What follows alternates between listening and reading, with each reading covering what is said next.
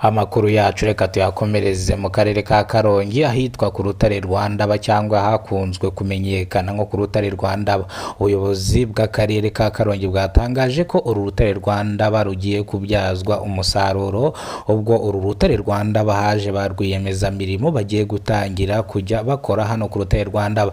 Bivuze yuko uru rutare bagiye gutangira kurukora icyo bita kurusenya bagacukuramo amabuye y'agaciro, ari byo bizatangira kwinjiza amafaranga mu gihugu cy'u Rwanda. Ni mu gihe ubu ngubu byatangiwe ariko ntago baratangira kurusegura nk'uko mubibona hano turi ku rutare rwa Ndaba. Niyo mpamvu nafashe umwanzuro wo kubatembereza nkabereka uburyo ki hameze hano hazwi nko ku rutare rwa Ndaba, akaba ari mu karere ka Karongi. Nk'uko mubibona murabona yuko hano turi ari ku rutare rwa Ndaba nk'uko muri kubibona kuri kamera za Kidasamura TV Rwanda. Namwe muri kureba ribara hakurya ku misozi, reba hariya no bazahera bapasura, ubundi uriya musozi bakawufata bakawuringanyiza n'uwo hepfo. Bivuze yuko hariya hazajya havamo amabuye y'agaciro, korota cyangwa diyama, ibintu nk'ibyo ngibyo by'amabuye y'agaciro. Ni mu gihe abashinwa batatu ba rwiyemezamirimo biyemeje kuza hano bakazahafata bakajya bacukura amabuye y'agaciro. Murabona ko runo rutare rumeze rero, murabona n'ukuntu rungana. Bivuze ko hano nta gushaka kuhakora nta rutambi ufite. Murabizi bya bintu bituritsa bashyira mu mabuye bagaturitsa. Bivuze ko rero runo rutare bazaruturitsa kugira ngo babone uburyo ki bakuramo amabuye y'agaciro. Bivuze yuko rero mu mwaka wa 2026 urutare rwa Ndaba ruzaba rutangiye kubyazwa umusaruro, ruri kwinjiza amafaranga mu gihugu cy'u Rwanda. Ba rwiyemezamirimo barabonetse, uru rutare tayari rwatangiye kubyazwa umusaruro. Rero nimba aribwo bwa mbere ugeze kubona umuyoboro Kidasamura TV Rwanda, ukore subscribe ufungure inzogera ujye ubona amakuru mu gihugu cy'u Rwanda.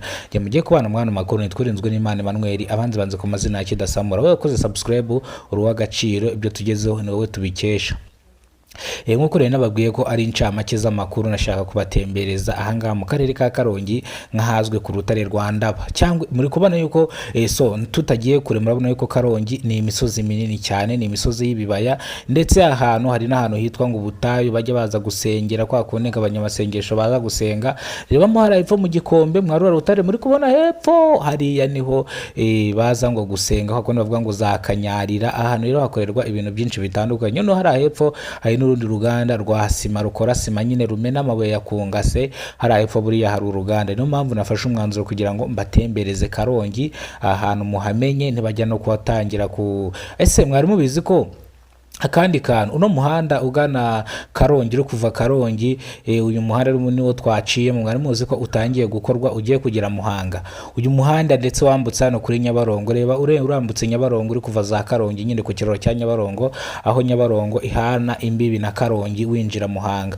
Uyu muhanda rero wa Muhanga Kigali ubu ngubu tayari uri hafi kuzura, watangiye gukorwa, ugiye gufata neza Muhanga, ariko harabura nk'ibirometero nka 70 kugira ngo baharangize. Bivuze yuko bari kuhakora vuba vuba. Ni mu gihe rero abantu mukoresha uriya muhanda mu minsi iri imbere rwose uriya muhanda uzaba wuzuye mugenda nta kibazo ari munange.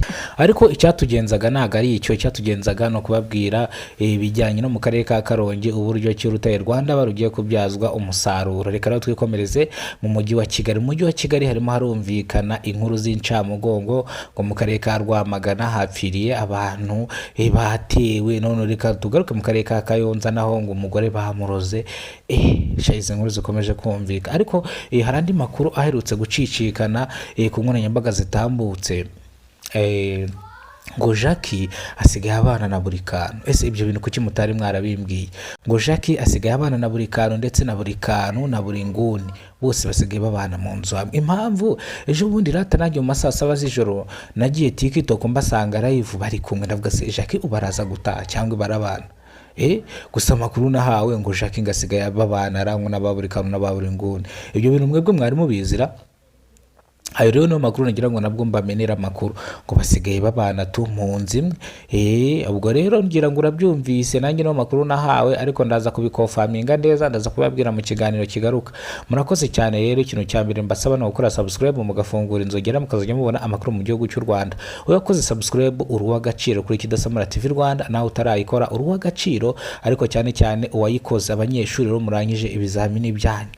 Ikintu nshaka kubagenera n'ikigo cyawe, ikintu nshaka kubabwira, nibaguhereza impamyabumenyi ya diplome kaminuza, ntuzategereze my friend kujya gushaka akazi ko muri office, uzihangira akazi ndetse n'abagenzi bawe mwarangizanyije amashuri ubahereza akazi.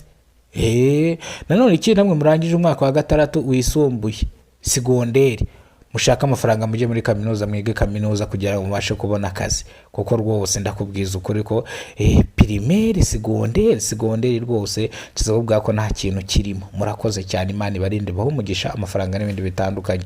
Mwari muri